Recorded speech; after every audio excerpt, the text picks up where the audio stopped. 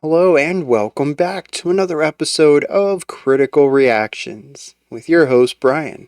We're going to wrap up today with a special selection, which is where one of you tell me exactly what it is I need to check out. Today's special selection comes from Rudy, Molotof, and Obada. Hakawy Dahab? I don't know if I pronounced that correctly, but I couldn't find a pronunciation of it. It says that they are Egyptian and the genre is molowave. So we're going to dive into this, but first, I did get a little bit of extra context. Rudy added an excerpt written by Molotof about this track, and it's pretty lengthy. I didn't want to have to change that page like 50 times, but I do want to read it. I think it's interesting. It says, with this powerful declaration, we introduce Hakawy Dahab, the first single from Molotof's upcoming album. This epic 10-minute track is a collaboration with the talented singer Obada and serves as a captivating introduction to a new phase of Molotof's musical journey. Hakawy Dahab weaves together three stories from Egyptian folklore, creating a rich tapestry of sound that transports listeners through time. The track is a masterful blend of electronic music with distinct Egyptian influences, showcasing Molotof's unique ability to fuse modern beats with traditional melodies. As you listen, you'll embark on a sonic journey that explores the depth and beauty of Egypt's history and cultural heritage. This single sets the stage for the entire album, which is a comprehensive exploration of Egypt's historical narratives and folkloric melodies. Each track is a step further into the past, uncovering the timeless stories and musical traditions that have shaped the nation.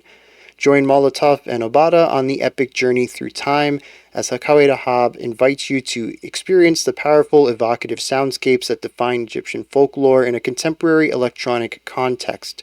This track is not just music, it's a trip into the heart of Egypt's storied past. That's a pretty big intention there.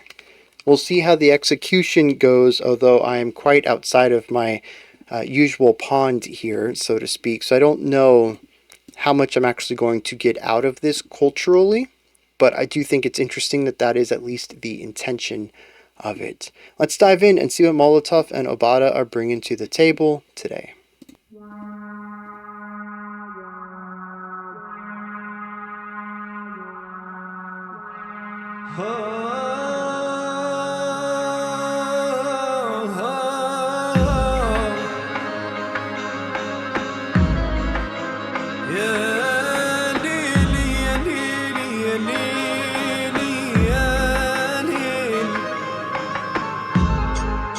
ده انا اللي خالي من العيب لكن الاصحاب تعبوني. What is that? The piano where you have to push the air through it, either with a foot pulse or it has a diaphragm in the back of it though. I can't think of what the instrument's called though, but it's played just like a piano.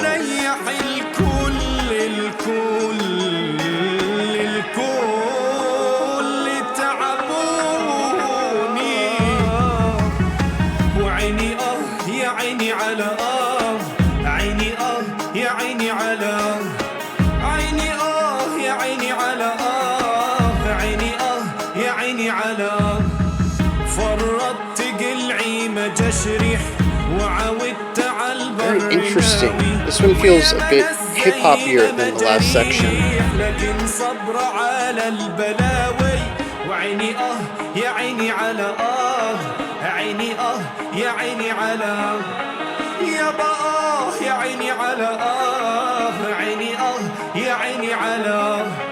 من حبنا حبناه وصار متعنا متاعه ومن كرهنا كرهناه يحرم علينا اجتماعه وعيني يا عيني على عيني يا عيني على يابا يا عيني على عيني يا عيني على دنيا علينا تربت وانظر بعينك راعيها شوف العنزة لما تربت ما نطعت إلا رعيها وعيني يا عيني على عيني يا عيني على يابا يا عيني على عيني يا عيني على أرض. Lyrically, it sounds like we're bouncing back and forth between an A and a B section.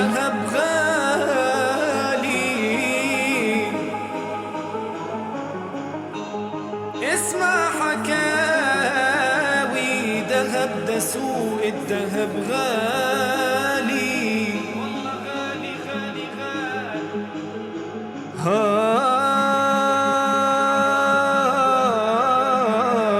That's an interesting texture to put under that.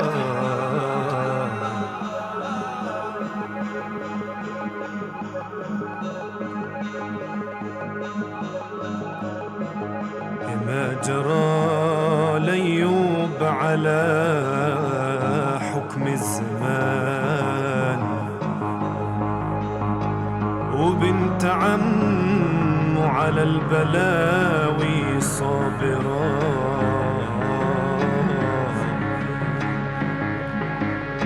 وبنت عمه من الأصول الطيبين ولا يمشكت أبدا ولا الخالي درى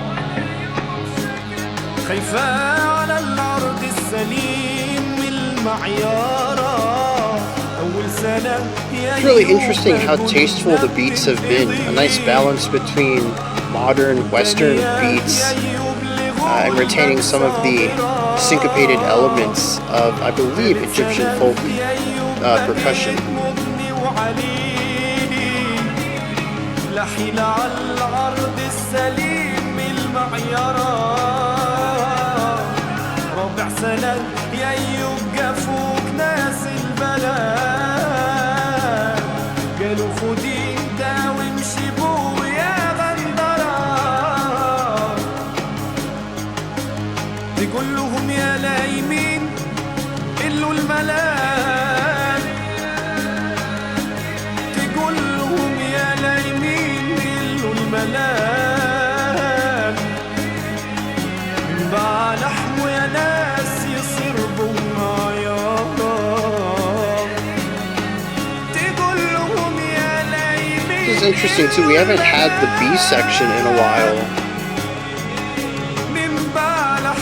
I'm kind of glad, but I thought I understood how the song was going too, and they're surprising me.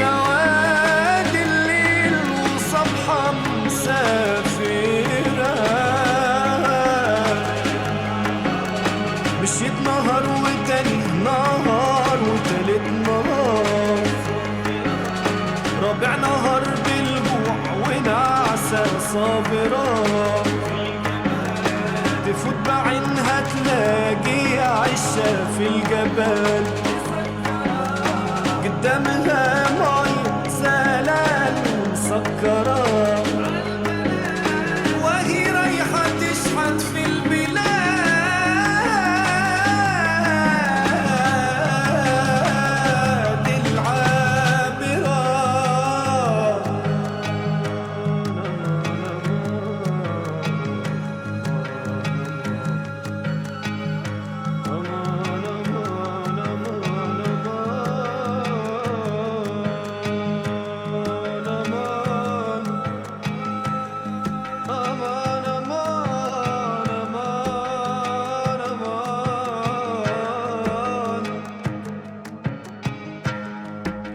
أنا في سبيل الله ما صنع الهوى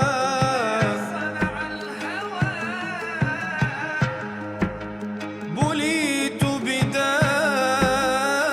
بداء ليس له دواء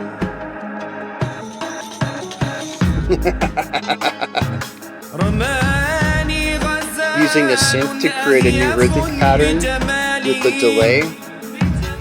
That's clever.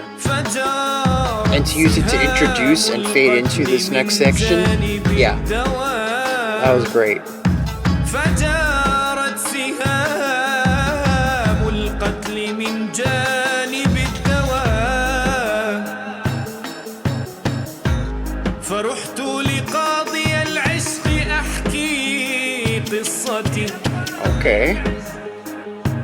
I don't know what these instruments are, but I'm digging them, especially that more metallic shaker thing that we had.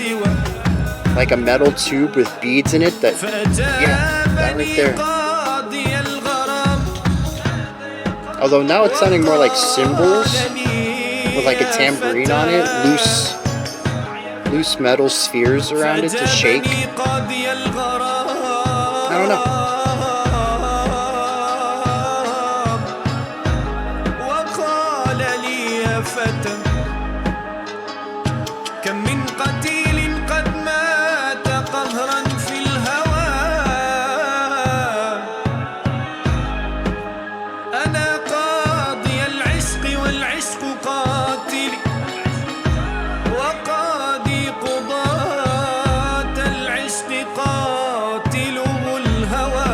This is probably more effective if I knew what was being said.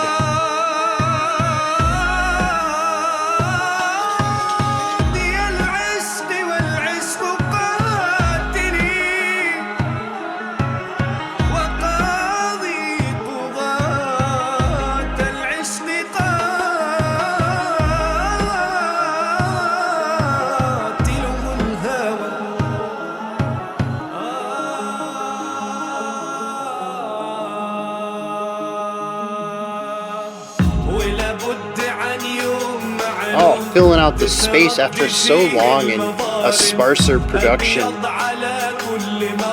The dual, spacious, layered vocals. It's a really nice way to wrap this track up.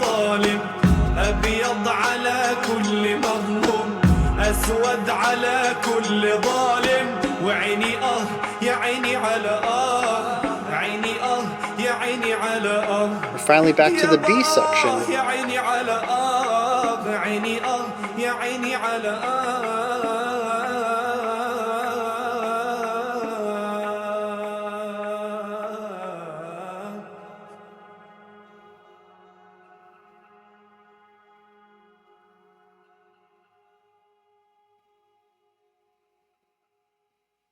All right. So,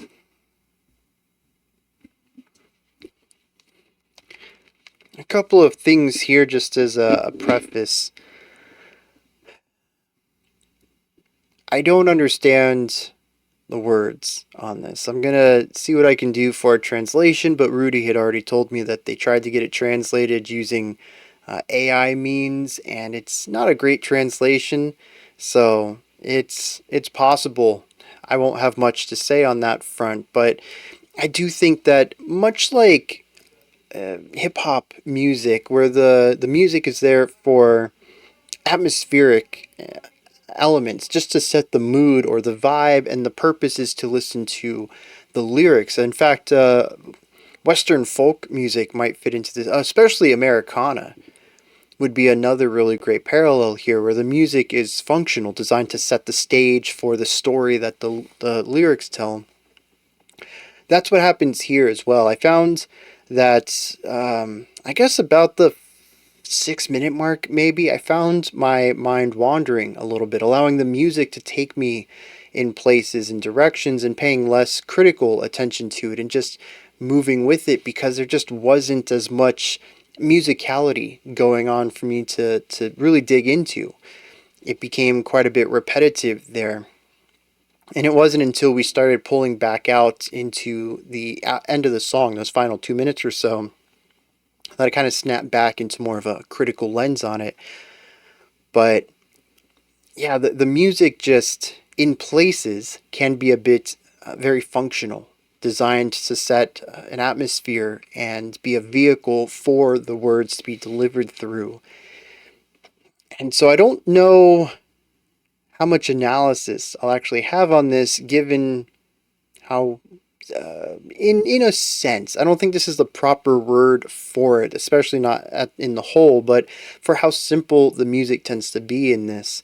There just wasn't a lot for me to dig into in all aspects of it. But the other thing that I want to bring up before we start diving into stuff is I don't have a lot of experience with this type of music. I had mentioned that at the beginning, that It's nice that it's a way to sort of bring these cultural stories, folklore, I believe it was, right?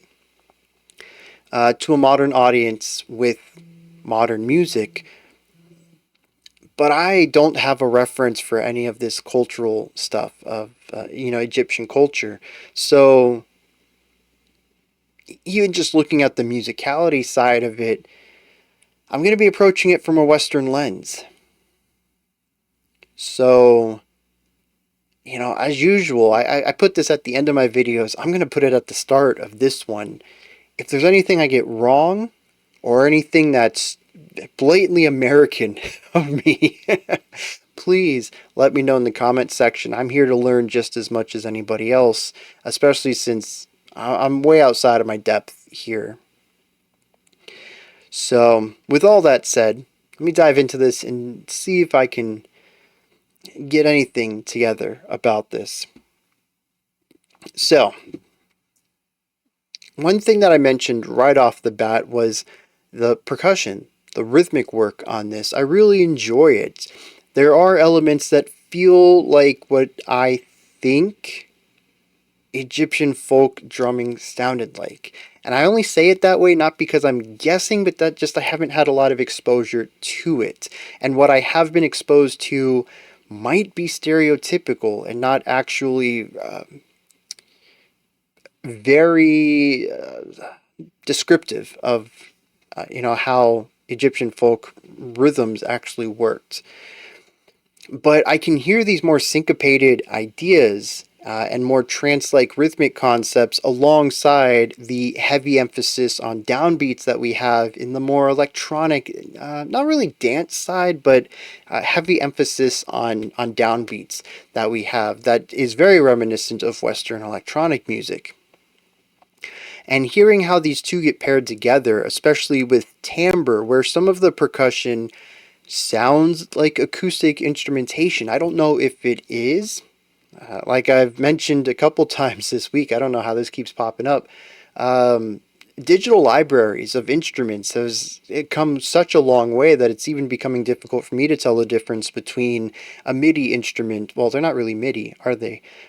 Software instrument, we'll call it, versus an acoustic instrument or an electric, a human played electric instrument like an electric guitar or electric keyboard or something.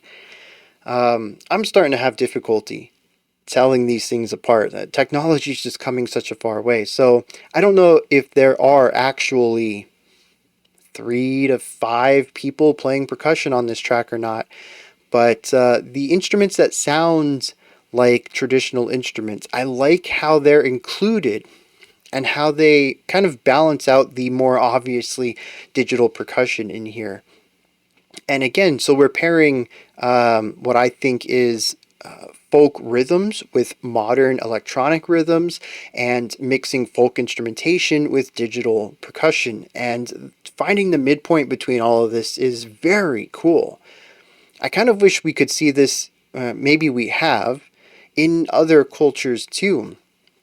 The first thing that comes to mind is Wagaki Band from Japan, fusing a lot of Japanese folk sounds musically and instrumentally with modern progressive rock. And again, the only reason I'm aware of that is because this channel, for whatever reason, took me on a rock and metal journey, so that's what I've been exposed to. But it's quite possible that there's quite a few countries out there and cultures who have merged their folk sounds with modern sounds. And particularly, even I think more interesting is electronic music, because metal, especially when we think of European countries, metal and folk metal is a genre.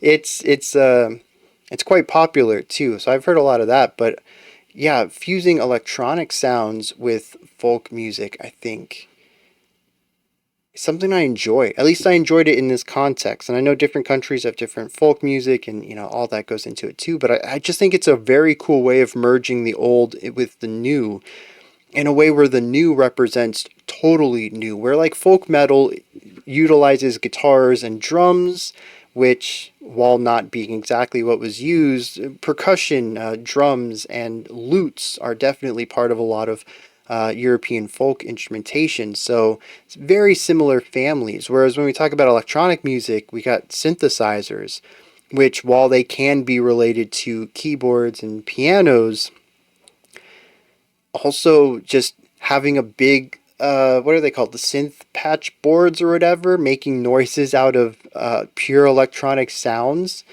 sound waves. Like, I don't know, to me synthesizers are the most modern future forward instrument, something that's not very tied to anything of the past. It's wild.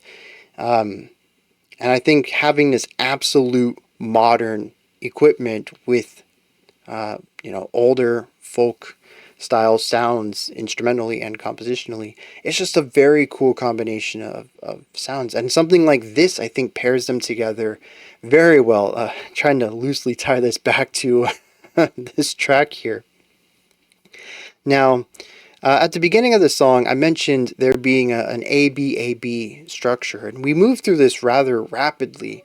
The A section tends to be a bit more busy. There's more layers going on. The vocals, at least to my ears, are a bit more linear. I don't really hear much of an ostinato to them, and I certainly don't hear any repetition in the syllables. I'm not really picking up much of the language itself.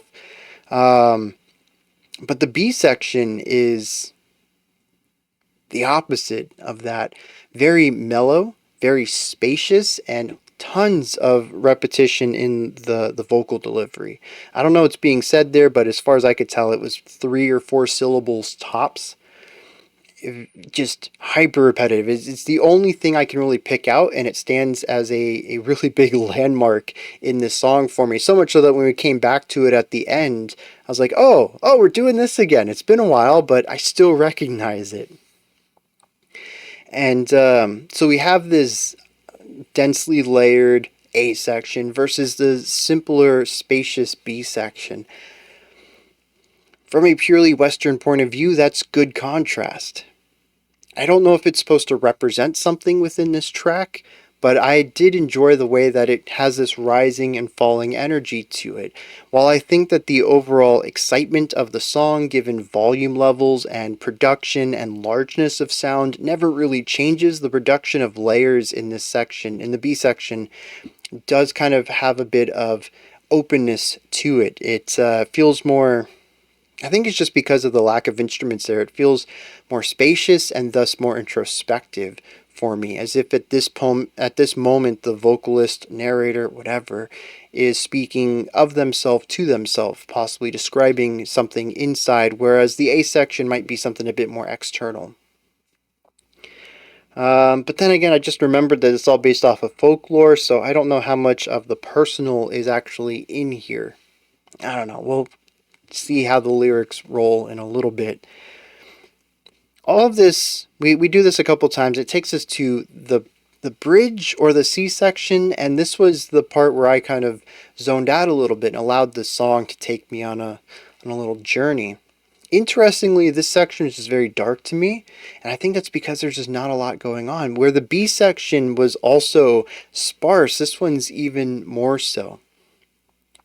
We have a little drum line going on, some ornamental ideas, and then just the vocals. It feels like it's linear. It just keeps going on and on and on and on and on, like a story being told to me.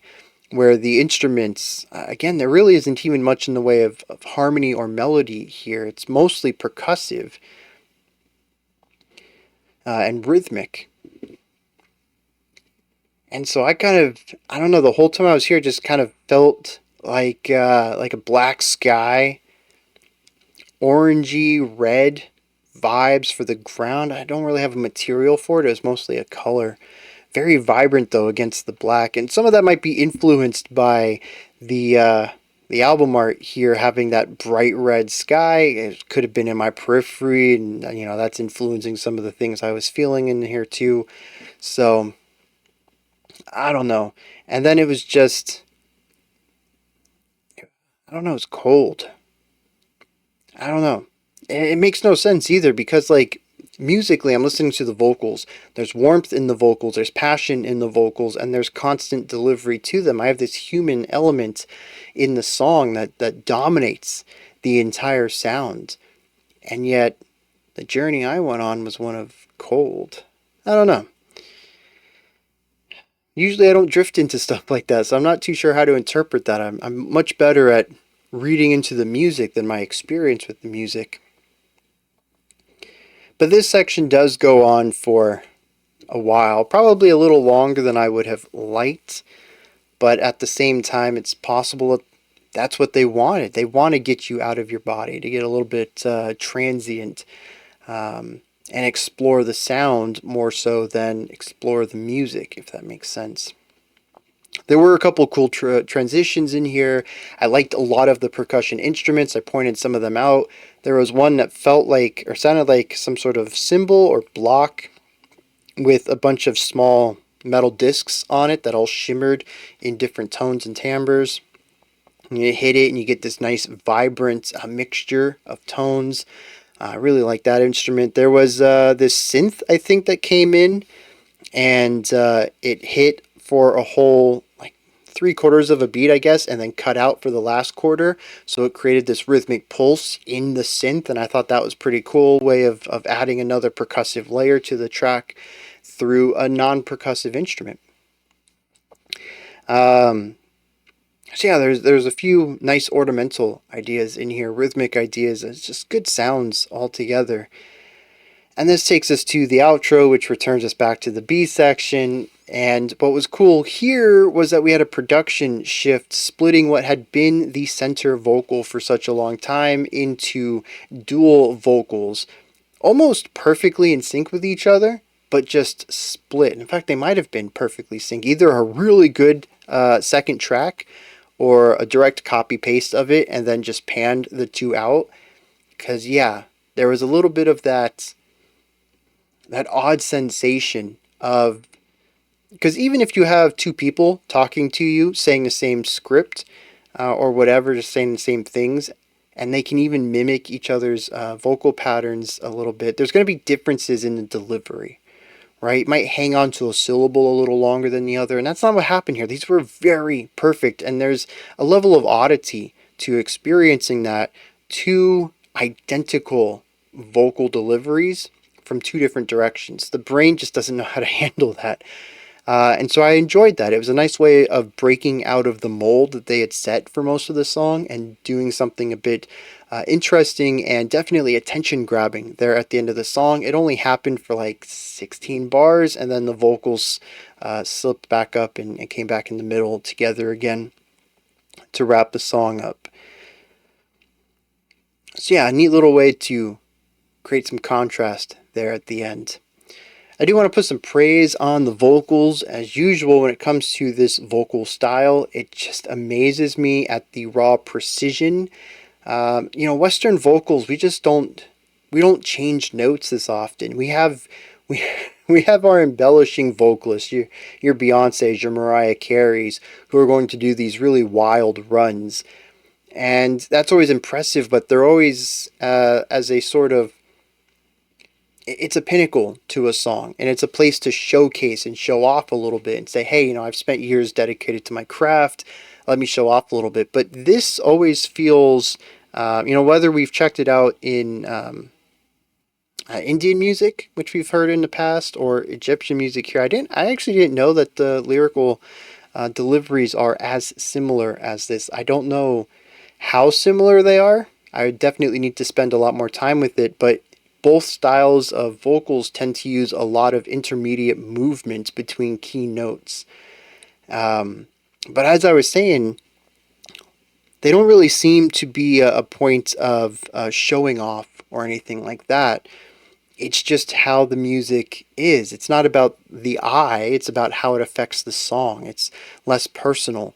And I've always found that to be interesting because to my ears, it is ridiculously difficult to hit all of these little notes as fast as they do with such precision, to not miss any of them at such the speeds that they do.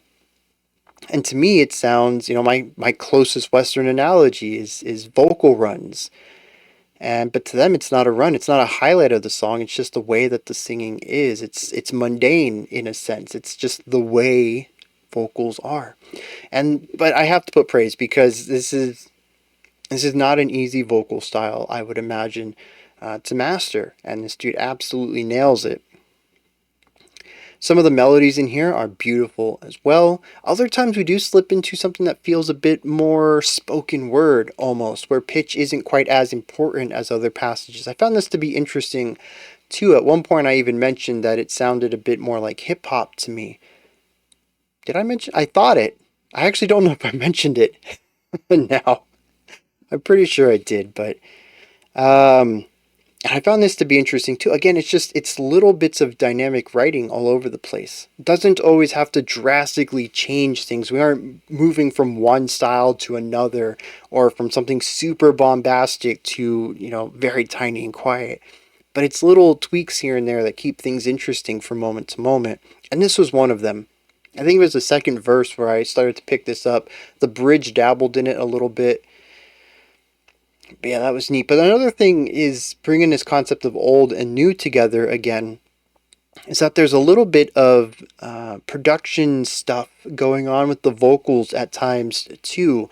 I don't think it's modulating the vocals at all, but there is, I think at points, a synthesizer that plays the exact same melody, complete with those faster runs, that the vocals do. A bit quieter, placed center channel with the vocals and kind of tucked in underneath them to give a little bit of this digital clarity underneath all of the imperfections of the human voice, the natural elements of the timbre, and to give it a little bit of that modern digital feeling to it without actually modifying the vocals at all. And I thought this was very cool because I could hear when that synth gets tucked in under it, and it has a very modern Western pop sound to it. I can feel when it's removed and the vocals feel a bit more natural in those moments. And I thought that was a very cool way of bringing some of the newer ideas into the older writing and marrying the two, which is, the whole point of this album, I believe, from that description. So that was very cool. I really appreciate that. And again, it's little things. I don't even know if any of y'all picked that up. I almost didn't. It wasn't until the end I was like, wait a second. There's something a little different about the vocals here. Sure enough, a little synthesizer work underneath it gives it a little bit of that edge. So, yeah, I mean, again, this is all from a Western point of view, I think, but I find a lot of cool ideas here where we take something modern and something traditional and find the midpoint, not necessarily clash the two together, but find where they overlap so that we can explore that through both lenses simultaneously. And I think they do a fantastic job of that in particular. And it's what makes this stand out for me. It doesn't necessarily feel old. There's places where it feels new, but again, there's always a little dash of that traditional sound to it. And it definitely sounds of both times, which of course makes it sound modern because you can't have these sounds from thousands of years ago. But I think they did a phenomenal job bringing the folk elements into it. I'm going to see what I can do about some lyrics, and then we'll wrap the video up from there. Alright. Between Google Translate and DeepL, I believe I have found something. Well, I don't know if it's accurate, but I have found something that I can understand in a sense. Google's translation was not great. DeepL's is good in most places, but rough in others. And when I mix that with some of Google's lines, I can kind of figure out what they might have been going for. But again, I have no idea how accurate any of this is. Now, the beginning of the song, we do have the A to the B section, and it happens 4 times. The B section just says, my eyes, oh my eyes, my eyes. I have no idea what any of this is supposed to mean. I don't know if it's supposed to be painful, that they have seen something or has metaphorically hurt their eyes or something like that, seen something that they shouldn't see, or if this is praise for what they have seen. I'm not entirely sure how to read this, and I'm thinking back to the vocal delivery, and something's lost in translation. I can't pull anything from the performance either. Now, the A sections, though, I don't really know that they're all supposed to be understood together. The first one speaks about being tired and having friends who have seen all sides of you, and sometimes your friends have multiple sides too. At one point, it says that they've ate my sweets and tasted my bitterness. They've seen my good side, they've seen my low points. It says, but also on their faces mirrors, and on their backs are snakes. So we're talking about two-faced friends. And then eventually says, how can I comfort everyone when I am tired myself? So I can barely take care of me emotionally. How am I supposed to take care of other people? This sort of jumps all around, which is why I don't know if it is a good translation. But it seems to be talking about the difficulties of relationships, if nothing else. Just trying to be an adult and keep friendships and trying to make sure that your boat stays afloat while also trying to help your friends, but also sometimes they're not trying to help you. It's the difficulties of human relationships. But from here, the second A section doesn't seem to be tied to that at all. It says I overdid it and now I don't have any wind, but I'm back on the road. I suppose it means something along the lines of feeling exhausted again, having to do what you have to do, taking that next step forward, but not having the energy for it. He says that I'm patient for the misfortunes. From here, the third A section speaks about a hymn, that we loved him and we belong to him, and whoever hates us, we hate them too, but we're forbidden to meet him. I don't know who this him is.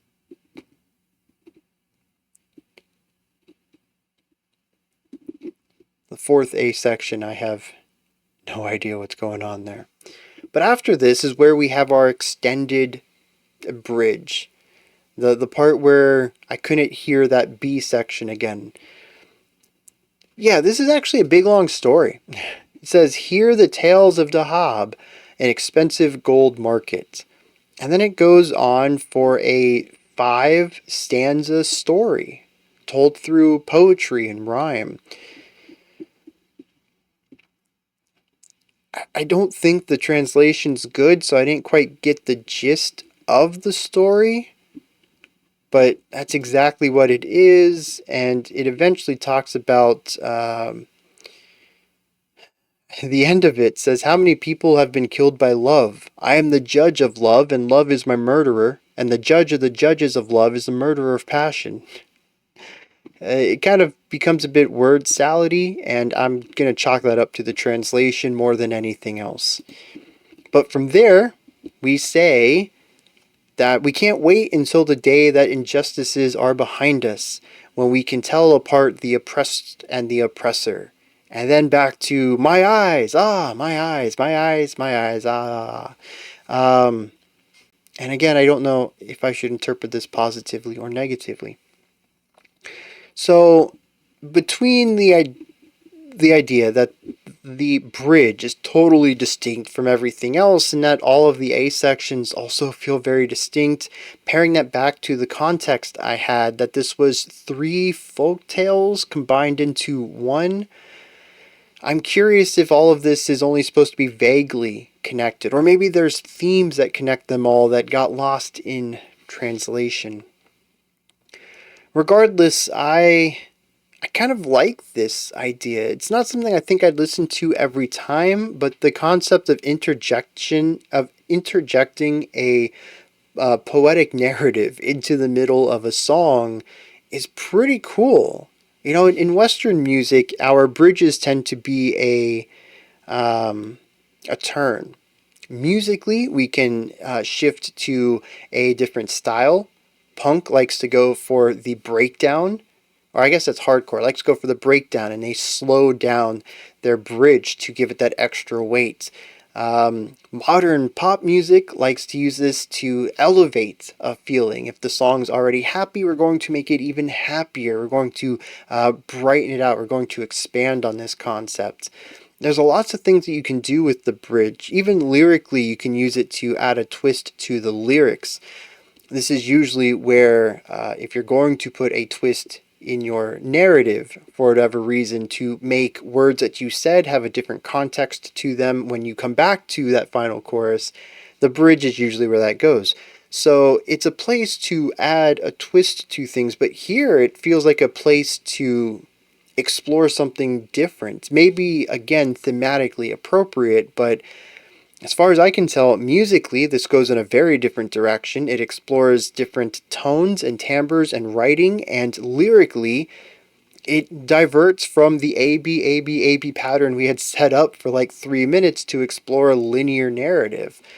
It's very cool to hear it this way, and through my, again, Western lens, it feels a lot like progressive rock, which even when they tend to, or even when they might stick to a more standard structure of a verse and a chorus and a verse and a chorus, the bridge will be a series of isolated ideas. So if we have an A and a B section, it'll be like C, D, E, F, G, and then they come back to the A and the B.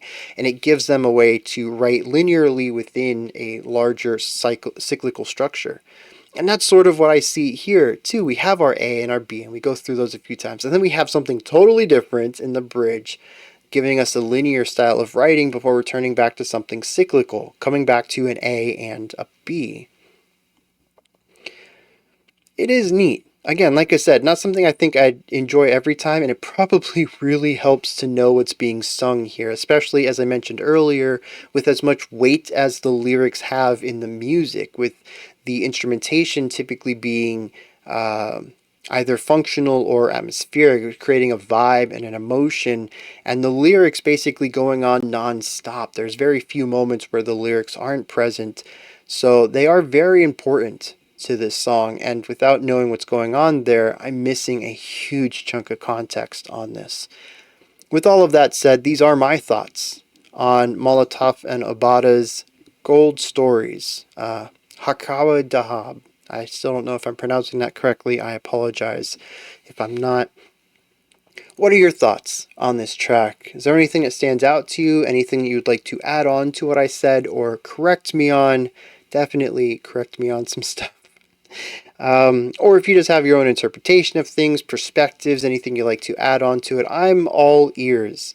I'm definitely a novice when it comes to this type of music, and I'm open to learn. Put all that stuff down in the comments section. Above that, in the description box, you'll find a link to Linktree. Takes you here. You can find links to my music, ways to support the channel, a link to the Discord server, and so much more. Above that, if you could, like, subscribe, and ring the bell. I greatly appreciate all three of those. That wraps it up for today. I'll be back tomorrow, 5 p.m. Eastern Standard Time, 9 p.m. UTC as usual. Until next time, remember to be critical, not cynical, of the music you listen to, and have a fantastic morning, afternoon, or evening, whenever you choose to watch my videos.